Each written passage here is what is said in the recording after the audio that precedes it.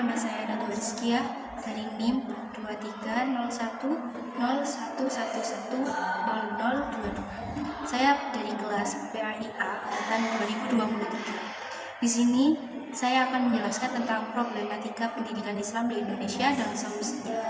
Saya membuat video ini ditujukan untuk memenuhi tugas UTS pada mata kuliah dasar-dasar pendidikan yang dibimbing oleh Bapak Aris Samsudin. Pendidikan merupakan sebuah konteks penting dalam sebuah negara dan merupakan investasi untuk masa depan, di mana melalui pendidikan itu dapat memberikan pengetahuan kepada peserta didik agar menjadikan mereka pandai sehingga negara kita bisa maju dan menuju kepada kejayaan. Kehidupan sebuah negara tentunya tidak luput dari masalah-masalah yang akan dihadapi. Nah, oleh karena itu di sini saya akan membahas tentang masalah itu dan apa solusinya untuk mencegah atau untuk menghilangkan masalah tersebut. Indonesia merupakan negara dengan masyarakat muslim yang banyak atau mayoritas masyarakatnya merupakan umat muslim. Oleh karena itu pendidikan Islam di Indonesia sangat penting agar masyarakat Islam atau masyarakat muslim di Indonesia itu tidak tersesat dalam mempelajari agamanya sendiri. Di sini yang pertama adalah problematika ontologi pendidikan Islam. Objek kajian pendidikan Islam itu ada dua. Yang pertama ada objek formal ilmu pendidikan Islam, yakni upaya normatif sesuai dengan ajaran dan nilai-nilai yang terkandung dalam fenomena qauliyah dan kauniyah dan keterkaitan pendidikan Islam dengan sistem sosial, politik, ekonomi, budaya, dan agama, baik dalam skala kedaerahan, nasional maupun internasional. Hal ini penting karena apa? Ketika kita mempelajari ilmu sosial, kita pasti akan menghadapi masyarakat-masyarakat di sekitar kita. Oleh karena itu, dalam pendidikan Islam sendiri kita tidak hanya dituntut untuk pintar, tapi kita dituntut juga untuk bisa menerapkan pendidikan Islam itu kepada masyarakat. Bagaimana cara kita bersosialisasi dengan masyarakat, bagaimana cara kita bersikap, dan lain-lain. Untuk politik, ketika kita sebagai orang Islam masuk ke dalam dunia politik, yang dimana kita ketahui bahwa dunia politik itu tidak luput dari banyak campur tangan orang-orang yang tidak jujur atau yang korupsi dan lain-lain. Nah, dalam pendidikan Islam kita akan diajarkan untuk bagaimana cara kita menjadi pemimpin yang baik untuk masyarakat sehingga kita terjauhi dari hal-hal yang dilarang seperti korupsi dan lain-lain. Untuk aspek ekonomi, di sini kita pastikan membutuhkan uang atau biaya untuk hidup. Nah, dalam hal ini kita diajarkan dalam pendidikan Islam, pasti mengajarkan bagaimana cara kita memperoleh uang yang halal untuk keluarga, untuk saudara, atau untuk orang-orang di sekitar kita. Oleh karena itu, kita kan sangat dianjurkan dan kita harus mencari nafkah untuk nafkah yang halal. Nah, dalam pendidikan Islam ini kita diajarkan mana yang dilarang dan mana yang boleh dilakukan. Aspek yang selanjutnya dalam aspek kebudayaan dan aspek keagamaan. Dalam aspek kebudayaan, tentunya setiap daerah memiliki kebudayaannya masing-masing, di mana hal itu bisa saja bertentangan dengan agama kita, atau agama Islam, atau norma-norma yang terdapat di agama Islam. Oleh karena itu, pendidikan Islam sendiri mengajarkan agar kita bisa memilah-milah budaya, mana yang bisa kita terapkan atau bisa kita jalankan dan mana budaya yang harus kita hindari. Jadi bagaimana cara kita agar budaya itu bisa diterapkan dalam agama Islam sehingga kita tetap bisa menjalankan agama tersebut tapi kita juga tidak melanggar syariat Islam. Untuk keagamaan, tentunya kita hidup berdampingan itu tidak hanya dalam satu agama, terutama Indonesia sendiri. Indonesia sendiri memiliki banyak agama-agama. Nah, mungkin Islam memang salah satu agama yang sangat tersebar luas di Indonesia dan mayoritasnya lebih banyak. Tapi tidak menutup kemungkinan kita memiliki tetangga atau teman yang tidak seagama dengan kita. Nah, dalam keagamaan ini kita juga diajarkan dalam Bhinneka Tunggal Ika untuk hidup secara berdamping-dampingan walaupun tetap berbeda. Dalam Islam sendiri juga diajarkan seperti itu. Maka itu kenapa pendidikan Islam memiliki objek formal. Yang kedua ada objek kajian pendidikan. Nah, dalam objek kajian pendidikan ini, Islam senantiasa bersumber dari landasan normatif atau biasa disebut qauliyah, yakni Al-Qur'anul Karim. Nah, Al-Quran ini melalui pengalaman batin Nabi Muhammad SAW yang kemudian kita kenal dengan wahyu. Setelah itu disampaikan kepada seluruh umat dan alam semesta atau kauniyah. Dua landasan ini kita bisa menggali atau mengkaji yang dimana galian ini melahirkan konsep dan teori pendidikan yang bersifat universal.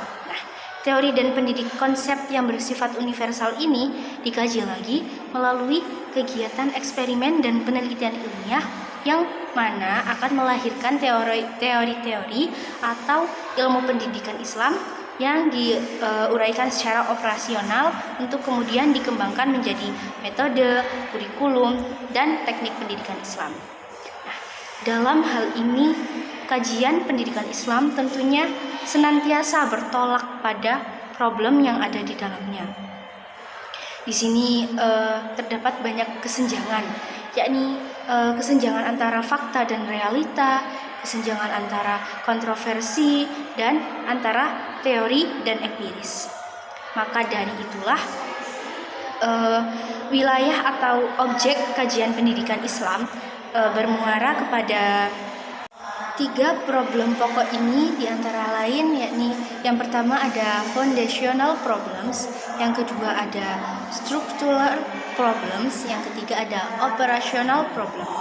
Nah, untuk foundational problems ini terdiri atas religious foundation dan philosophic foundation problems. Empiric foundation problems yang memiliki arti masalah dasar, fondasi agama, dan masalah-masalah filosofis dan empiris. Dalam foundational problems ini menyangkut dimensi-dimensi dan kajian tentang konsep pendidikan yang bersifat universal seperti hakikat manusia, masyarakat, akhlak, hidup, ilmu pengetahuan, iman, ulul albab, dan lain sebagainya. Yang mana semua aspek-aspek ini bersumber dari kajian fenomena kauniyah dan fenomena kauniyah yang membutuhkan pendekatan filosofis. Yang kedua, structural problems atau masalah struktural. Distinjau dari struktur demografis dan geografis bisa dikategorikan ke dalam kota, pinggiran kota, desa, dan desa terpencil. Dari struktur perkembangan ini, jiwa manusia dibagi ke dalam beberapa fase, yakni yang pertama fase kanak-kanak, fase remaja, fase dewasa, dan fase menua. Sedangkan dari kategori ekonomi dikategorikan ke dalam masyarakat kaya, menengah, dan miskin. Dari struktur rumah tangga terdapat rumah tangga karir dan non-karir. Serta dari struktur jenjang pendidikan bisa dikategorikan ke dalam pendidikan anak usia dini, pendidikan dasar, menengah, dan pendidikan atas. Ataupun yang terakhir di sini adalah operational problem atau masalah operasional. Secara mikro akan berhubungan dengan berbagai komponen pendidikan Islam, misalnya dengan hubungan interaktif antara 5 faktor pendidikan, yakni tujuan pendidikan, yang kedua pendidik dan tenaga kependidikan, serta peserta didik dan alat-alat pendidikan Islam seperti kurikulum, metodologi, manajemen, administrasi, sarana dan prasarana, media, sumber, dan evaluasi. Dari lingkungan ini atau konteks pendidikan bisa bertolak belakang dari hubungan input, proses, dan output. Sedangkan itu tadi kan dijelaskan secara mikro ya. Untuk secara makronya dijelaskan yakni menyangkut keterkaitan pendidikan Islam dengan sistem sosial, politik, ekonomi, budaya, dan agama, baik yang bersifat nasional maupun internasional. Setelah saya tadi menjelaskan tentang 3 pokok masalah, sekarang saya akan menjelaskan tentang epistemologi problem pendidikan Islam. Nah, dari beberapa literatur yang tertera di sini disebutkan bahwa epistemologi adalah teori pengetahuan, yang mana teori pengetahuan ini membahas tentang bagaimana cara kita mendapatkan pengetahuan dari objek yang ingin dipikirkan. D.W. Hamlin mendefinisikan epistemologi sebagai cabang filsafat yang berurusan dengan hakikat dan lingkup pengetahuan dan pengandaian-andaiannya, serta secara umum hal itu dapat diandalkannya sebagai penegasan bahwa orang memiliki pengetahuan.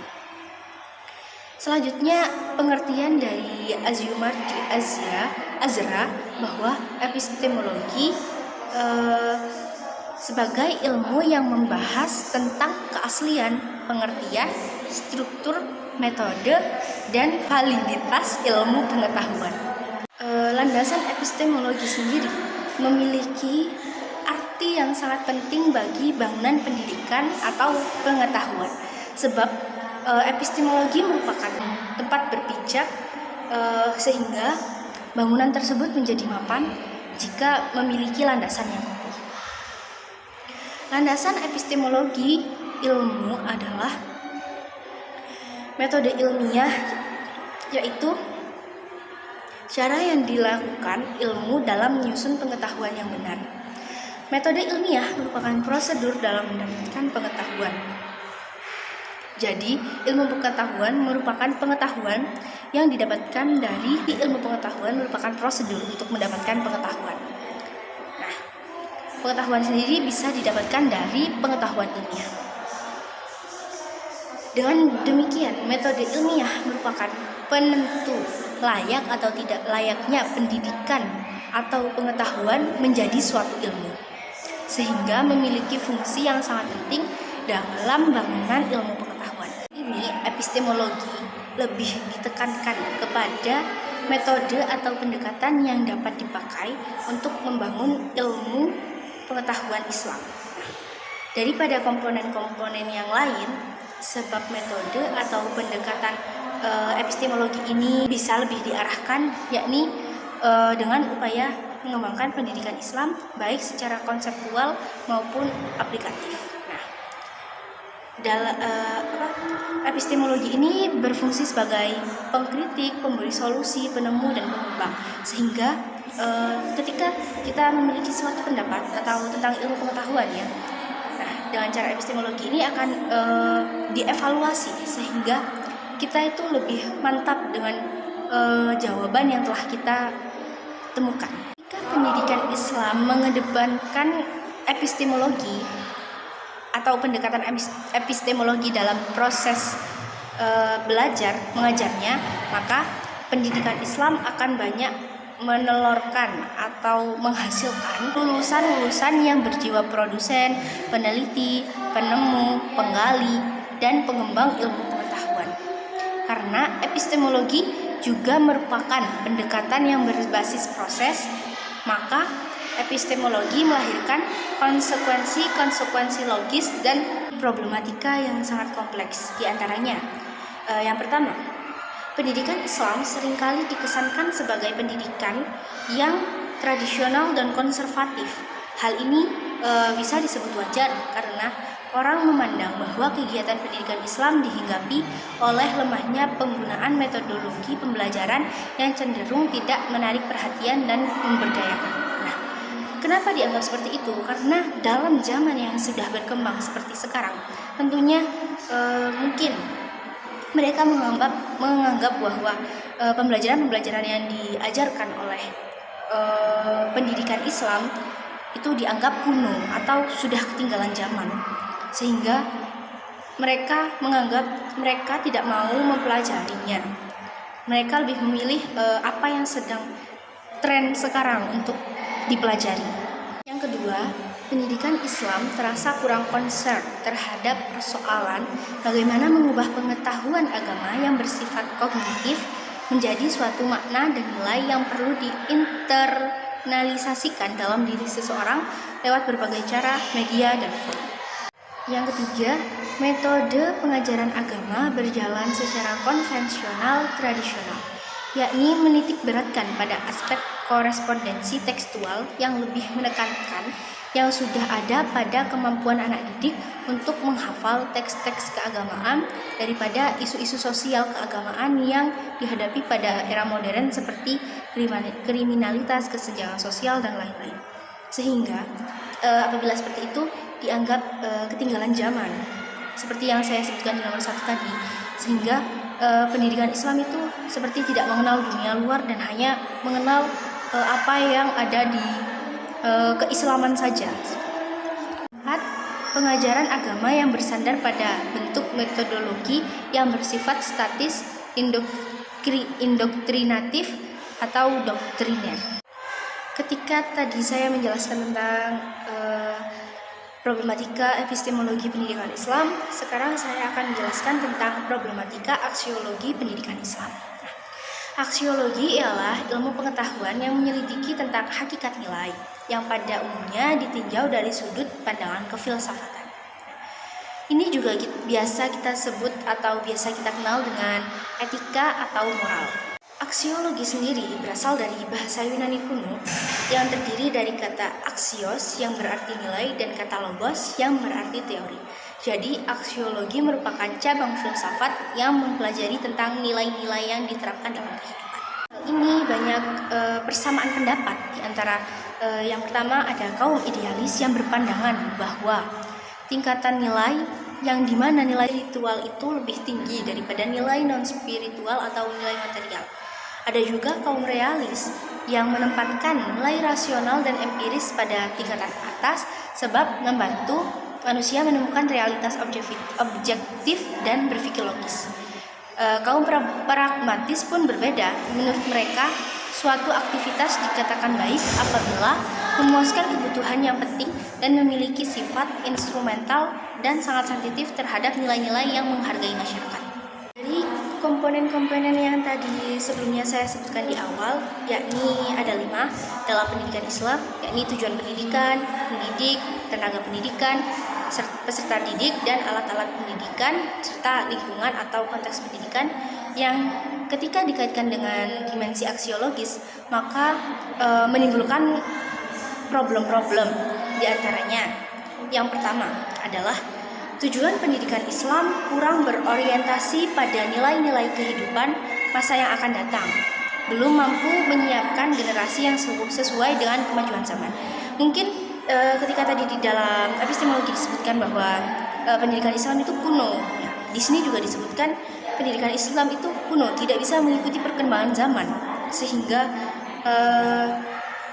mungkin orang-orang yang hanya mempelajari tentang pendidikan Islam itu tidak mengetahui apa yang terjadi di luar sana, terus apa saja teknologi yang telah berkembang, karena mereka jauh dari hal-hal yang seperti itu karena hanya mempelajari pendidikan Islam. Yang kedua, pendidik dan tenaga kependidikannya mulai memudar dengan doktrin awal pendidikan Islam tentang konsep nilai ibadah dan dakwah syiar Islam. Pendidik juga disibukkan dengan hal-hal teknis seperti tunjangan honor, tunjangan fungsional, dan tunjangan sertifikasi. Ketiga, di kalangan peserta didik pun dalam menuntut ilmu cenderung mengesampingkan nilai-nilai ihsan, kerahmatan, dan amanah dalam mengharap ridho Allah. Dalam kasus ini, para murid mungkin lebih menggampangkan atau menyepelekan nilai-nilai yang telah saya sebutkan tadi, ihsan, kerahmatan, dan amanah dalam mengharap ridho Allah. Karena mereka merasa mungkin hal itu saat di dunia ini tidak penting, sehingga mereka lebih mengejar dunia daripada mengejar akhirat, yang mana menjadikan nilai-nilai tersebut terbengkalai atau tertinggal, yang mana akan menyebabkan pendidikan Islam ini tidak maju karena tidak ada yang meneruskan. Setelah tadi saya menyebutkan ada 3 problem dalam pendidikan Islam, yakni ontologi, epistemologi, dan juga aksiologi. Di sini saya akan memberikan solusi alternatifnya juga. Yang pertama, solusi alternatif dalam problem ontologi pendidikan Islam. Ontologi merupakan cabang ilmu filsafat yang berhubungan dengan hakikat hidup. Ontologi juga diartikan dengan hakikat apa yang terjadi. Masalah-masalah pendidikan Islam yang menjadi perhatian ontologi menurut Muhaimun adalah dalam menyelenggarakan pendidikan Islam diperlukan pendirian mengenai pandangan manusia, masyarakat, dan dunia. Kenapa pandangan manusia, masyarakat, dan dunia ini penting? Karena ketika kita tidak memikirkan ketiga hal ini, pendidikan Islam itu tentunya tidak akan berjalan karena tidak sesuai dengan manusia, masyarakat, dan dunia, sehingga tidak akan maju dan tidak dapat diterapkan kepada metode pendidikan Islam itu sendiri. Manusia diciptakan sebagai khalifah di bumi yang memiliki potensi untuk mempunyai pendidikan terhadap dirinya sendiri. Nah, pendidikan merupakan tanggung jawab manusia sendiri untuk bisa mendidik dirinya sendiri, yang mana dalam didik dirinya sendiri mereka harus memahami dirinya sendiri. Apa hakikat manusia, bagaimana hakikat hidup dan kehidupannya, apa tujuan hidup dan apa pula tugas hidupnya. Ini sangat penting karena ketika kita tidak memahami ini semua, maka pendidikan itu juga tidak akan berguna atau tidak akan masuk ke dalam kita, karena yang pertama, kita tidak mengetahui diri kita sendiri. Kayak kita tidak mengetahui apa yang kita inginkan, kita tidak mengetahui apa yang kita mampu, dan kita tidak mengetahui apa yang kita bisa, serta tidak mengetahui apa keinginan kita, sehingga bisa saja dalam hal-hal yang telah diterapkan itu sangat bertentangan dengan kepribadian kita sendiri, sehingga bukannya kita bisa menerima, tapi kita malah dibuat pusing atau tidak bisa menerima hal tersebut untuk masuk ke dalam otak kita karena bertentangan dengan diri kita sendiri. Oleh karena itu, dalam dimensi ontologis ini mengarahkan kurikulum agar lebih banyak memberi peserta didik berhubungan langsung dengan fisik objek-objek, serta berkaitan dengan pelajaran yang memanipulasi benda-benda dan materi-materi kerja. Nah, dimensi itu menghasilkan verbal learning atau belajar verbal, yang mana kemampuan memperoleh data dan informasi yang harus dipelajari dan dihafalkan. Dimensi ini sangat bermanfaat kepada kita karena kita berhadapan langsung dengan objek yang akan kita kaji, sehingga lebih memahami apa yang kita lakukan, apa yang kita pelajari itu lebih bisa kita pahami. Implikasi dari dimensi ontologi dalam kurikulum pendidikan ialah bahwa pengalaman yang ditanamkan kepada peserta didik tidak hanya sebatas pada alam fisik, tapi juga alam tak terbatas. Maksudnya alam tak terbatas adalah alam rohania atau spiritual yang mengantarkan manusia kepada keabadian. Di samping kemampuan tadi atau kurikulum tadi, perlu juga ditanamkan pengetahuan tentang hukum dan kesemestaan yang melahirkan perwujudan harmoni dalam alam semesta yang menentukan kehidupan manusia di masa depan. Saya sudah menyebutkan tentang solusi alternatif dari problematika ontologi pendidikan Islam. Sekarang saya akan memberikan solusi alternatif dari problematika epistemologi pendidikan Islam. Nah, dalam problematika epistemologi pendidikan Islam, kita bisa melakukan beberapa langkah berikut untuk mengatasinya. Yang pertama, menghilangkan paradigma dikotomi di antara ilmu agama dan ilmu umum. Ilmu tidak bebas nilai, tetapi bebas untuk dinilai. Itulah sebabnya diperlukan adanya pencerahan dalam mengupayakan integralisasi keilmuan. Kemudian yang kedua, merubah pola pendidikan Islam indoktrinasi menjadi pola partisipatif antara guru dan murid. Pola ini memberikan ruang bagi siswa untuk berpikir kritis, optimis, dinamis, inovatif, memberikan alasan-alasan yang logis. Bahkan siswa dapat pula mengkritisi pendapat guru jika terdapat kesalahan. Intinya, pendekatan epistemologi ini menuntut pada guru dan siswa untuk sama-sama aktif dalam proses belajar mengajar. Jadi di sini tuh kayak harus ada timbal balik antara guru dan murid. Ketika guru menjelaskan, murid berhak bertanya atau menyanggah penjelasan dari guru tersebut ketika memang dia merasa ada yang janggal pada penjelasan guru tersebut, sehingga menimbulkan tanya jawab antara guru dan murid yang menjadikan ada komunikatif yang baik dan akan memberikan pengetahuan yang lebih banyak. Mengubah paradigma ideologis menjadi paradigma ilmiah yang berpijak pada wahyu Allah Subhanahu wa taala. Sebab paradigma ideologis ini karena otoritasnya dapat mengikat kebebasan tradisi ilmiah, kreatif, terbuka dan dinamis. Praktis paradigma ideologis tidak memberikan ruang gerak pada penalaran atau pemikiran bebas, bertanggung jawab secara argumentatif. Padahal wahyu sangat memberikan keleluasaan bagi akal manusia untuk mengkaji, meneliti, melakukan observasi dan menemukan ilmu pengetahuan. Dengan petunjuk wahyu Allah Subhanahu wa taala dan paradigma ilmiah saja tanpa berpijak pada wahyu tetap akan menjadi sekuler. Karena itu, agar epistemologi pendidikan Islam terwujud, maka konsekuensinya harus berpijak kepada wahyu Allah. Nah, di sini apa sih maksudnya harus berpijak kepada wahyu Allah itu? Ketika kita menyampaikan pendapat atau memberikan sesuatu komentar atau sesuatu apa yang ingin kita sampaikan itu tadi, itu harus selalu berpijak kepada wahyu Allah. Artinya tidak melenceng dari ajaran-ajarannya, sehingga kita itu memiliki dasar yang kuat untuk itu semua dan tidak keliru dalam menafsirkan. Nah, itu yang harus kita tanamkan dan pada diri kita, sehingga tidak semena-mena dalam mengambil ilmu atau mengambil pengetahuan.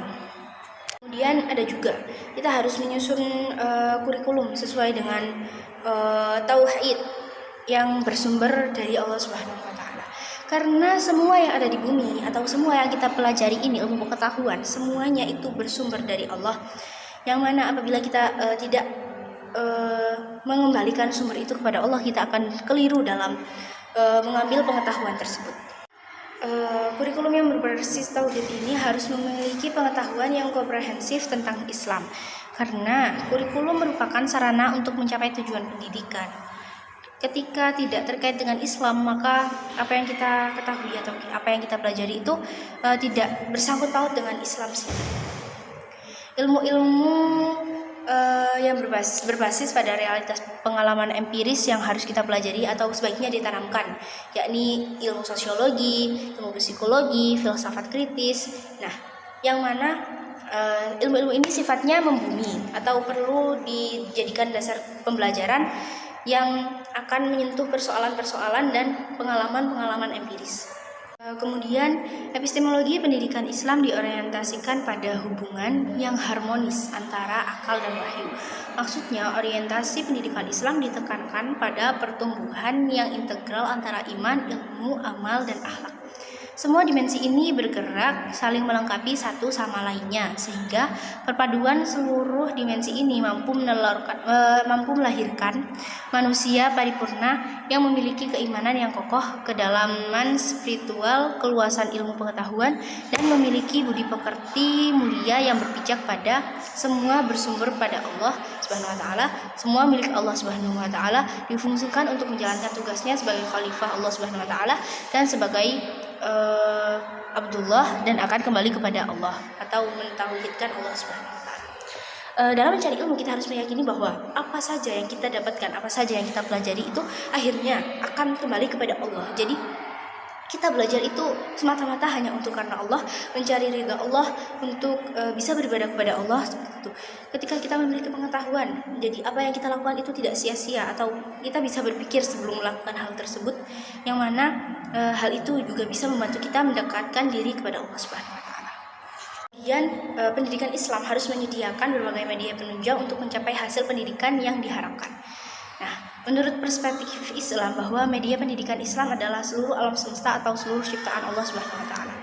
Yang mana semua yang kita pelajari dalam dunia ini adalah ciptaan Allah Subhanahu wa taala. Kita mempelajari pendidikan IPA. Nah, itu kita juga mempelajari alam atau manusia, atau hal-hal, semua hal dalam alam semesta ini yang diciptakan oleh Allah Subhanahu wa taala. Yang tentunya juga harus kembali kepada Allah Subhanahu wa taala. Yang kedua juga seperti IPS, di mana kita belajar cara bersosialisasi kepada ciptaan Allah Subhanahu wa taala, dan bagaimana belajar cara bersikap kepada sesama, cara berinteraksi dan lain-lain. Kemudian mengadakan peningkatan profesionalisme tenaga pendidik yang meliputi kompetensi personal, kompetensi pedagogik, kompetensi profesional, dan kompetensi sosial. Sehingga pemenuhan kompetensi inilah seorang tenaga pendidik mampu menemukan metode yang diharapkan sebagaimana harapan dalam kajian epistemologis. Nah, jadi kita ketika mencari guru atau orang yang akan mengajari kita, itu harus sesuai dengan apa yang kita inginkan. Ketika kita ingin mempelajari IPA, maka kita harus mencari orang yang pandai IPA untuk kita belajar. Kita ingin mempelajari IPS, jadi kita harus mencari orang yang pandai IPS untuk mempelajari kita. Ketika kita menginginkan agama yang baik, atau kita menginginkan kita memiliki budi pekerti yang baik, maka carilah guru agama yang bisa menuntun kita untuk memperoleh ilmu pengetahuan secara sempurna. Saya sudah menjelaskan tentang solusi alternatif dari problematika epistemologi dan ontologi pendidikan Islam. Sekarang saya akan menjelaskan tentang solusi alternatif dari problematika aksiologis pendidikan Islam. Yang saya sebutkan tadi, aksiologis ini membahas tentang hakikat nilai yang di dalamnya meliputi baik dan buruk, benar dan salah, serta tentang cara dan tujuan. Cara memandangnya dari sudut baik dan tidak baik, etika merupakan filsafat tentang perilaku manusia. Pendidikan Islam diorientasikan pada upaya menciptakan suatu kepribadian yang mantap dan dinamis, mandiri, serta kreatif. Tidak hanya pada siswa, melainkan pada seluruh komponen yang terlibat dalam penyelenggaraan pendidikan Islam. Nah, di sini maksudnya apa? Ketika kita mencari seorang guru atau akan mencari ilmu atau pengetahuan, kita harus memiliki sisi yang baik, atau kita harus juga memiliki etika dalam mencari ilmu itu sendiri. Terwujudnya kondisi mental, moral, dan spiritual religius menjadi target arah pengembangan sistem pendidikan Islam.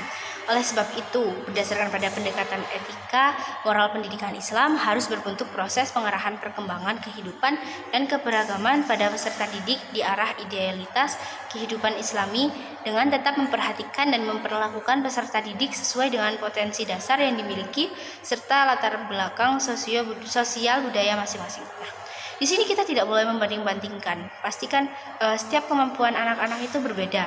Nah, kita tidak boleh membandingkan satu anak dengan anak yang lain. Dalam dunia pendidikan sendiri, nilai estetika menjadi patokan penting dalam proses pengembangan pendidikan, yakni dengan menggunakan pendekatan estetis moral, di mana setiap persoalan pendidikan Islam dilihat dari perspektif yang mengikut sertakan kepentingan masing-masing pihak, baik itu siswa, guru, pemerintah, pendidik, serta masyarakat yang luas.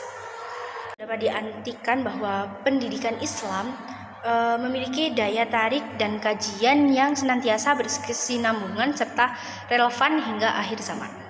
Ada beberapa nilai etika profetik dalam rangka pengembangan dan penerapan ilmu pendidikan Islam, yaitu yang pertama adalah nilai ibadah. Nilai ibadah yakni praktisi dan pemerhati pendidikan Islam dalam segala proses dan berpikirnya senantiasa tercatat sebagai ibadah. Selain nilai ibadah, yang kedua ada juga nilai ihsan, yakni penyelenggaraan pendidikan Islam hendaknya dikembangkan atas dasar berbuat baik terhadap sesama. Ada juga nilai masa depan, yang mana hendaknya ditujukan untuk mengantisipasi masa depan atau masa yang akan datang, sehingga peserta didik bisa menyiapkan generasi yang lebih baik dan bisa mempelajari banyak pengetahuan atau ilmu yang lebih banyak untuk mempersiapkan dirinya di masa depan.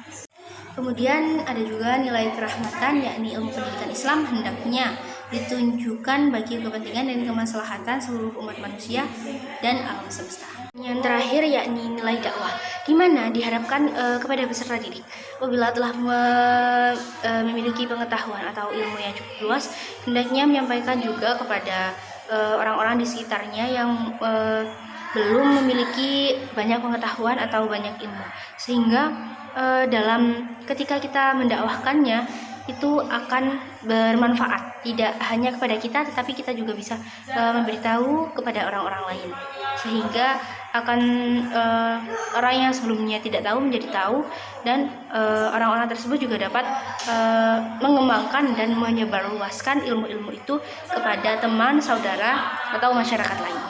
Untuk menyebarkan ilmu pengetahuan, dakwah juga merupakan syiar Islam.